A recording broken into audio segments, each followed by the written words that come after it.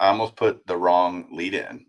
So hold on, guys. Now we'll start Hobby Think Tank.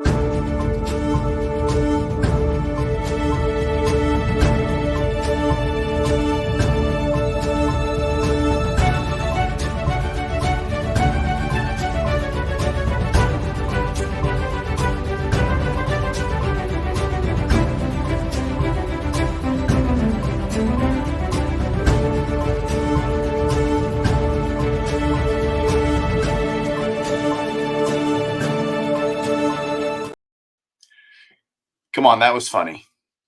It really was. I thought you were going to be a part of Showcase Showdown real quick. Like that's what I almost ran on the lead in, and I'm like, no, wrong one. This is Hobby Think Tank. That just shows I need to stop being on so many bloody shows. You are on a lot. You're in my feed every day. I'm very sorry about that. Some way, somehow, I'm in everybody's feed every day. Okay, so we have a really good topic for you guys today. That's Mike, by the way. I'm Mike. Welcome to Hobby Think Tank, episode number 823, I think it is. Not really, but It's going to be 70-ish. it sounds impressive when you say something like that. But here's my first question. This is not the topic du jour, but it is a question I've been dying to know from you, Mike Junkwax Hero. What is your favorite food to eat as leftovers? Oh, wow. I love leftovers. I didn't grow up poor, but we never had any money. House poor, I guess.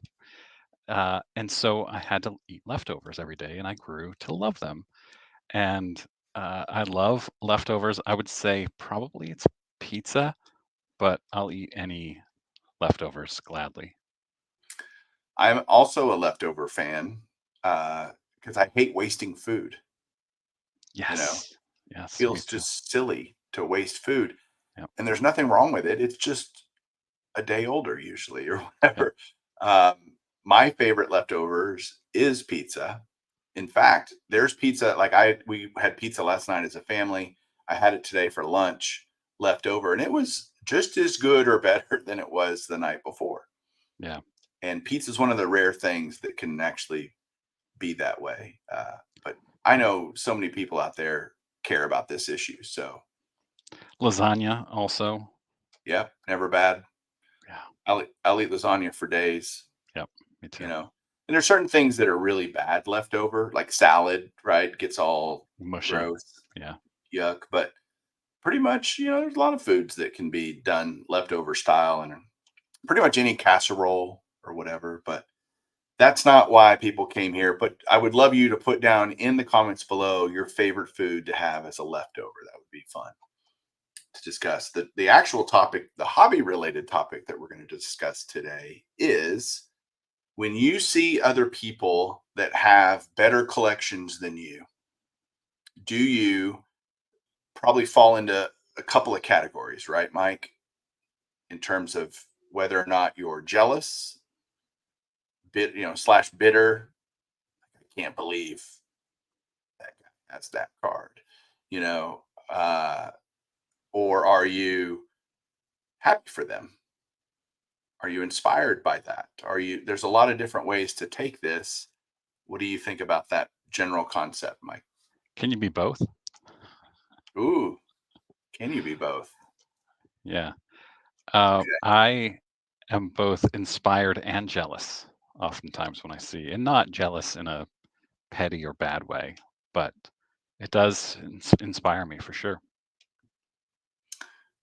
I've never had honestly seeing someone show a card off that they own or that they just acquired. I've never honestly had a moment where I've been angry, upset, anything No. like that towards that person. Um, I have had times where people bought a card, even recently at the Strongsville show. Chris from Missouri bought a 49 leaf Joe DiMaggio. And I was eyeballing that card the whole show, different ones. And he bought the one I was going to buy. Granted, he bought it after I left. So I wasn't mad. I was just like, oh, he got that, Yeah. good for him. I was saying good for him, That's awesome because I passed on. Like I did not buy it. I had the opportunity and chose not to buy it. But I was also kind of like, dang it, Chris got that, and he got it before me. Hmm. Or, you know, Yeah, I had a similar situation with Picker Jim at the Boston show. It must have been a year or so ago when we were standing there talking, and he said, "Did you see?" He knows that I was a Yaz collector. He said, "Did you see the Yaz stand up?"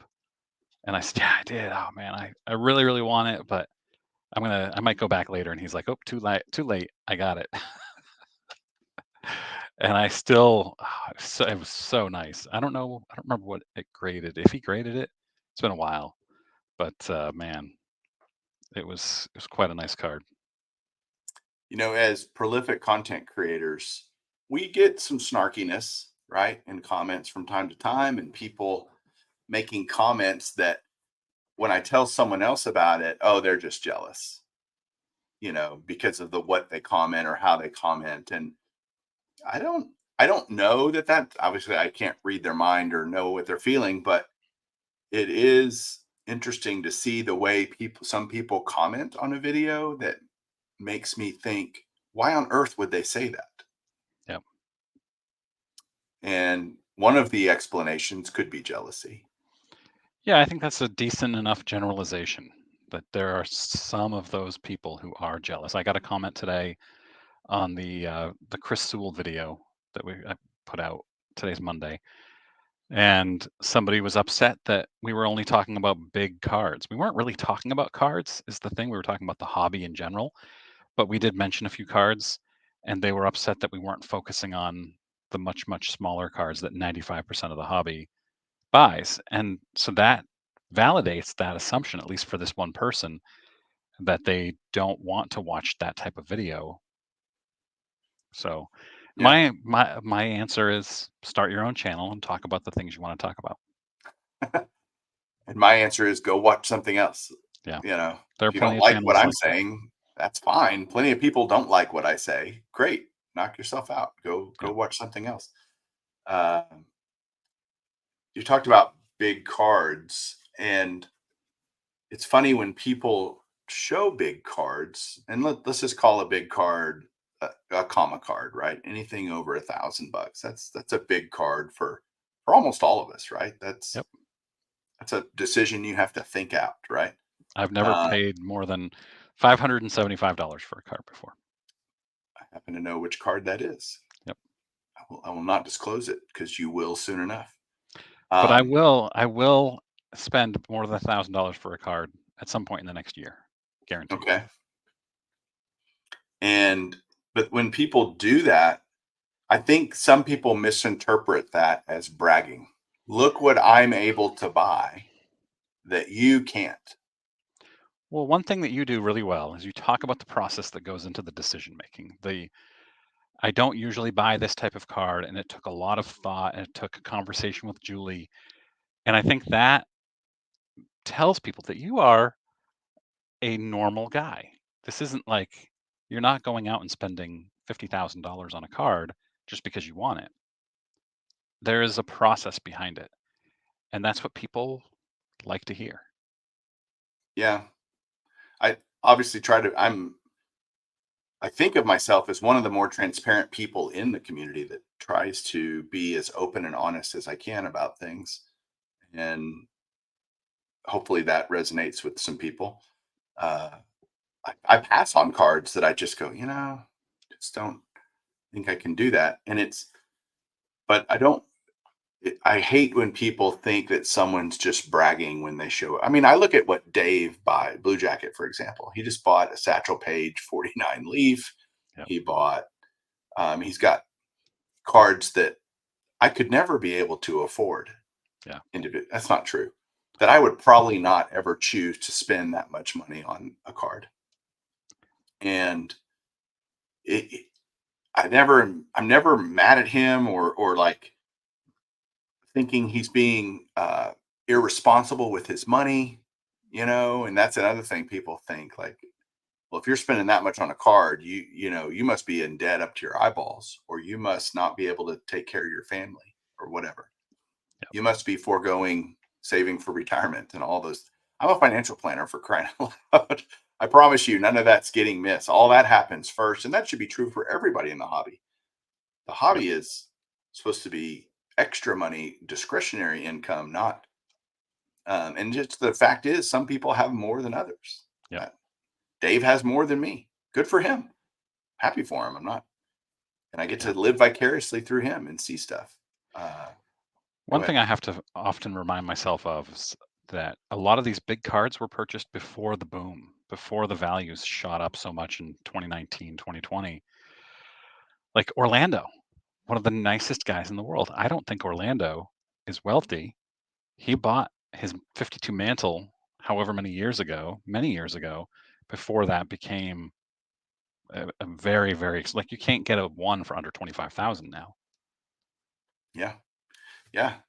Uh, I recently visited a collection that would make any hobbyist jealous. I'm telling, in terms of like, or envious. That's maybe a different word than jealousy, right? Envy and jealousy, they're close cousins, right? But they're not quite the same thing. And you can envy someone's situation or collection, I think, as long as it's not an unhealthy envy where you're uh, envying, somebody envies your wife. That's a problem because they might, might be an issue. But where was I going with that? The collection that I went and saw, I'm trying to be discreet because I can't say too much, but it was the craziest thing I've ever seen. And the most awesome and valuable collection I've ever seen. It blows everything else away. In fact, it might blow everything else away cumulatively that I've seen compared to this collection. Wow. And it was awesome. And the guy is fantastic. He's super. I've been friends with him for years, and great guy. But I'd never seen it in person, and so finally got a chance. It was pretty spectacular, and not once did I harbor anything but awe. Is probably the right word, right? I was in Yeah. awe of it. I was enamored with it. It was fantastic. Yeah. So I think you have to realize in this hobby that there's always somebody with a bigger boat, right? And there's no matter how good my collection is, no matter how good your collection is, no matter how good your collection is, there's someone with a better collection, I promise. Yeah. You're never going to be the best. And so I'm not striving to be the best. I try to really internalize what Dr. Beckett told me one time. And he said, Mike, you have a great collection, he said, but you need to build the best collection for you, not for anyone else. The best collection that you'll enjoy, that's within your means, that caters to the things you enjoy about the hobby, what you love about cards, all of those things. And it's a statement that really stuck with me because it's easy, I think, to get caught up in keeping up with the Joneses and trying. You see a card, and you're like, "Ooh, that's awesome! I'm going to go buy one of those." And we have to have a lot of self discipline and restraint to keep from getting over our skis financially and doing something that might not be the smartest move for our family, right? Yeah. Yeah. So, So I'm going to say something here that I have alluded to on my channel a couple of times. So I'm not going to get into a lot of detail, but for the last couple of years, every time I see certain cards, I get envious of these cards, and I started thinking, how do I amass a collection that has all of these cards? And I am starting a list of 100 cards. I'm calling it tentatively the Collection of Envy 100. So this is a perfect opportunity to discuss this at least briefly. And I hope to roll it out in the next week or two as a series. And it's probably 70% baseball is my guess. And then there's 15% basketball and then 15% other of cards that when I see them, I say, oh man, I got to have that card. And since I will have shown this on my channel by Thursday, this was one of them. This card that I bought from you is one of them. TJ is online. Tony is offering me the 54 banks, also on that list. So a little sneak preview of the higher levels of this list. But Yeah, that's how I reacted to seeing these amazing cards. I see them on videos, people have them, and I go, "Oh man, I want that card so much." And I am envious, but I'm also it's it inspires me, and I aspire to have a collection like that. And so it's made me change my whole collecting philosophy. I started it a year ago, where I was selling off some of the cards that don't mean as much to me to start acquiring the bigger cards that I know will and do. And that's a whole nother topic you could get into with. I mean, you've been here to my house, right? Yep, yep. I have a lot of cards, right? Yes, you do. A lot. Do I need all of them? No. Do I get to look at all of them all the time? No. And so is it, man, you go so many ways with this, but is it better to have a few amazing cards or what I have? And the answer is both. I want both. Yeah, depends on who you are. It depends on who you are and what you like to collect. Yep, And I mean, again, you've been here, so you've seen. I like all having all the sets. I like having all the graded cards. I like having all the autographs and the Diamond Kings and all the stuff that both we share an interest in and what helped us become hobby friends and now friends in general. But we like a lot of the same stuff, you know. yep. And so I remember seeing you get the Fred McGriff Diamond Kings, and you got it like almost immediately, either right before or right after he got inducted. Yeah, And I remember being like envious of that and going, "Oh man, he's got," because you got both of them, I think. both of them in the same day or two. Yeah, Yeah, I was like, "Dang it!" And so I instantly went out and found one and was able to buy it. And yeah, it was an inspiration. It's like I would want that anyway.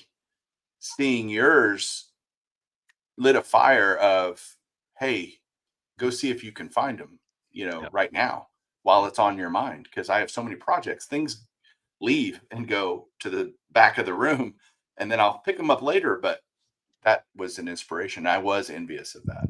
I'm still collecting Diamond Kings. I just picked up 3 just last Yeah, week. I saw Yep. the Yeah. Alan Trammell. I was Steve. impressed with. So Yeah, I also have a lot of projects, and that's just one of them. yeah.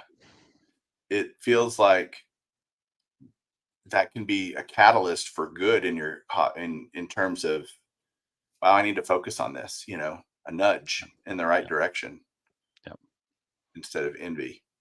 But back to the bigger boat thing, through content creation, I've met so many amazing people, both that do their own content and people that don't, that just don't want to be on YouTube for whatever reason, but they follow my channel or we've connected through Instagram or whatever. And the stuff they show me is just bonkers. It's like, holy Yeah. crap, and it's just awesome. It's just so cool. It's that you can love the hobby and not be. And look, I love my collection. That's the only collection I need to love is mine. Yep. I don't need to love yours and want yours and whatever. And if I do love something that you have, great. I can go get it, if it's really important. And Coveting your well, neighbor's collection, right? yeah, yeah.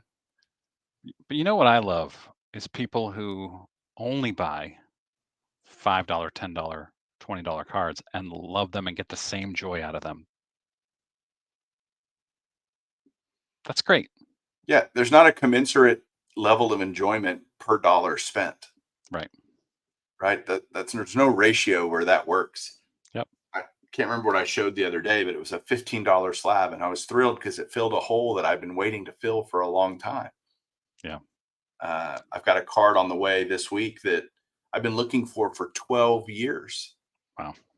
and I finally got it. Not a $5 card or anything, but a couple $100 card. But it's finding it. It was the holy crap! I finally found this, and I knew guys that had it, and I was jealous that they had it. Jake, Legends Legends Never never Die. die. Uh, like he has some amazing stuff that I would kill to have. That I know Jake's in the pastoral field. He's not making a mint at all, and he's been able. because he did it years and years, like literally a decade ago, Yeah. and was smart about some things that he bought that now I can't even touch and get my hands on. It's just that's and Eric's that way, those back pages. I know we're talking about a lot of guys, but these are all people that inspire us, probably not make us jealous, but we were talking about Eric's collection, and he has such a broad swath of stuff that he collects, and he's so intentional and tactical about what he buys. Strategic maybe is a better word because he thinks big picture, and he's able to pick up stuff well ahead of everyone else catching on, and years ahead. And if you looked at Eric's collection altogether, you'd think, man, this guy must be loaded, right? And that's not true, because like you said, I can't remember if we were on here or when we were talking before, but so many people have owned cards for so long. Oh, you were talking about Orlando, right? Yeah. And And Adam, Splendid Sports Adam has the 52 mantle too. yeah, uh, Dave's owned his forever, Yeah. you know, and I'm gonna have to pay out the nose when I eventually buy one at some point, and that's just the nature of it. But even if I could go back a decade, I still couldn't afford that card. Does that make sense? Yeah. Because I was, you know, over time, your life changes, and I don't have kids in college anymore, and I don't have all these things pulling at my income Right. to keep me from buying. My discretionary income was significantly lower, and so yeah, even if it was a $10,000 card back then, that was impossible for me to even. I mean, I could probably do it if I saved up for a long. It's not that I couldn't have done it. It would have just. I'm a much more impulsive buyer than people may think. I very much work on impulse, and if it's within a certain dollar range, I usually just. If it's $30, I'm not gonna lose sleep over $30. But if you take that $30 over the 300 times in the next couple months that I will say, oh, it's just $30. I could have not spent that and bought a really, really nice card. Yeah.